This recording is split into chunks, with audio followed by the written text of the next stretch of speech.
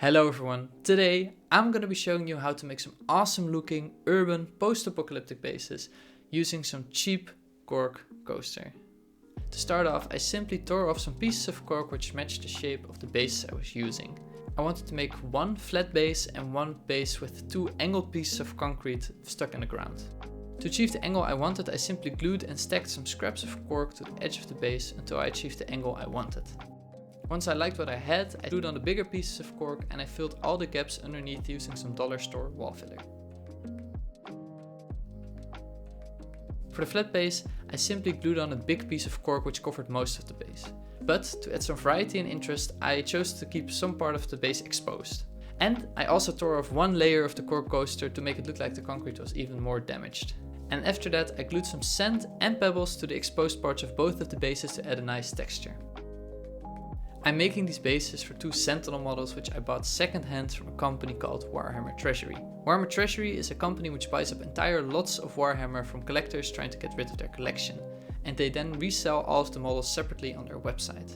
I thought it was a really great business model, so I decided to reach out to them, and I am proud to announce that they are the sponsor of this video. Warhammer Treasury is a great way to get your hands on some cheap second-hand models or to get your hands on some old, rare or out of production miniatures which you can no longer find anywhere else.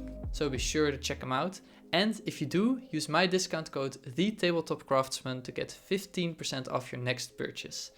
Link to their website and my discount code are in the description down below.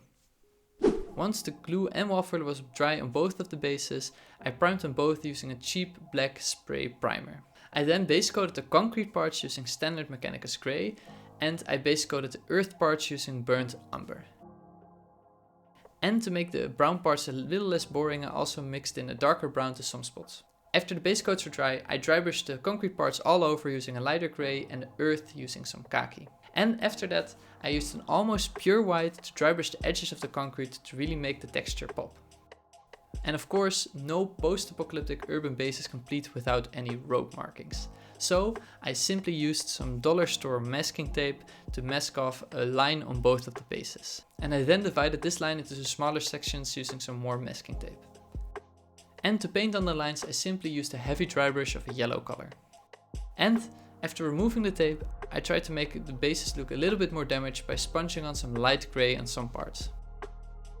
I purposefully filled up the crack in between the two angled pieces because I wanted to add some static grass on top of it. To glue it on, I simply used some tacky glue, and to make the static grass stand upright, I used a statically charged balloon. I simply rubbed the balloon on my shirt to give it some static charge and held it over the static grass. It doesn't work as well as a static grass applicator, however, if you don't have one like me, it's a great and cheap alternative.